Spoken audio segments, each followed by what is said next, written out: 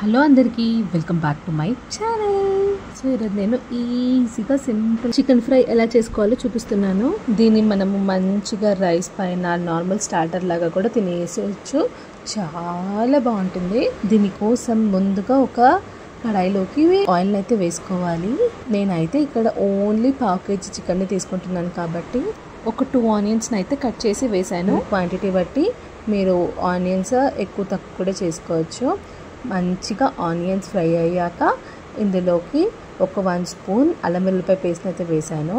నేను చికెన్ని ముందే ఒక 6 to 8 hours వరకు అయితే మ్యారినేషన్ చేసుకున్నాను అనమాట. ఈ చికెన్ మ్యారినేషన్లో నేను 1 స్పూన్ అల్లం వెల్లుల్లిపాయ పేస్ట్, పసుపు, కారం, ఉప్పు, ఇంకా ధనియాల పొడిని అయితే వేసాను. ఇంకేమి వేయలేదు. ఇవన్నీ ఒక్కొక్క స్పూన్ అయితే వేసుకున్నాను. కారం 2 స్పూన్లు అయితే వేసుకున్నాను. మీరు కారం ఎంత తింటారో దాన్ని బట్టి అయితే వేసుకొని కలుపుకొని అయితే ఉంచుకోండి. నైట్ చేసుకోవాలంటే మార్నింగ్ టైంకి మంచిగా మ్యారినేషన్ చేసుకొని ఫ్రిడ్జ్లో పెట్టుకోండి. ఇంకా మనము వంట స్టార్ట్ చేసే ముందు ఒక 10 minutes ముందు తీసేస్తే సరిపోతుంది అనమాట. ఇప్పుడు ఈ మ్యారినేషన్ చేసుకున్న చికెన్ని ఫ్రై అయిన ఆనియన్స్లోకి అయితే వేసుకోవాలి. దీన్ని మంచిగా మిక్స్ చేయాలన్నమాట. మధ్య మధ్యలో క్యాప్ పెట్టుకుంటూ మంచిగా చికెన్ ఫ్రై చేసుకోవాలి. నేను ఇందులోకి అయితే వాటర్ ఏం యాడ్ చేయట్లేదు, ఎందుకంటే ఆల్రెడీ మ్యారినేషన్ చేసిన చికెన్ వచ్చేసి సాఫ్ట్గానే ఉంటుంది కదా. మీకు కావాలంటే మీరు వాటర్ని అయితే యాడ్ చేసుకోండి. మీకు ఒకవేళ మీ చికెన్ అయితే మంచిగా ఫ్రై కాలేదంటే నేను ఇందులోకి ఇంకా ఓన్లీ పసుపుని అయితే వేస్తున్నాను, ఎందుకంటే నాకు కారం ఉప్పు కరెక్ట్గానే ఉన్నాయి.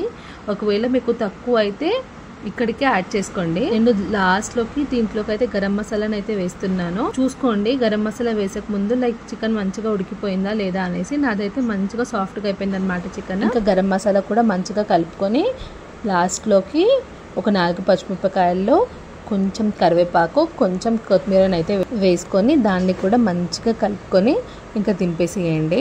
మనము కడాయిలోకి చేస్తున్నాం కాబట్టి ఎలా అయినా కొంచెం అయితే కింద కలర్ అయితే బ్రౌన్ అవుతుందన్నమాట. ఒకవేళ మనం నాన్ స్టిక్ పాన్ లో చేస్తే అప్పుడు అంత కాదు, అంటే మళ్ళీ చికెన్ మొత్తం మాడిపోయింది అనుకుంటారు. మధ్య మధ్యలో కలుపుకోండి, అసలు ఏం మాడదు. ఇంకా దీన్ని దింపేసుకొని మంచిగా ఒక ప్లేట్లో అయితే గార్నిష్ చేసుకున్నాను నేను. మీరు కావాలంటే దీన్ని రైస్తో తినచ్చు, చపాతీకి, దేనిపైకైనా తినచ్చు. చాలా బాగుంటుంది. స్టార్టర్ లాగా కూడా తినేసేయచ్చు. టేస్ట్ అయితే చాలా చాలా బాగుంటుంది. చూసారు కదా చికెన్ ఎంత సాఫ్ట్గా ఉడికిందో. మీరు కూడా ట్రై చేయండి. మంచిగా ఆనియన్స్ ఇంకా నిమ్మకాయలు వేసుకొని తినండి, చాలా బాగుంటుంది. మీరు కూడా ట్రై చేసి అసలు మీకు ఎలా వచ్చిందో కామెంట్స్లో అయితే పెట్టండి. ఈ వీడియో కనుక నచ్చితే తప్పకుండా నా ఛానల్ని లైక్ చేయండి, షేర్ చేయండి, బెల్ నోటిఫికేషన్ని ఆన్ చేసుకోండి. అప్పుడే నేను పెట్టే ప్రతి ఒక్క వీడియో మీ వరకు అయితే వస్తుంది. Thank you for watching.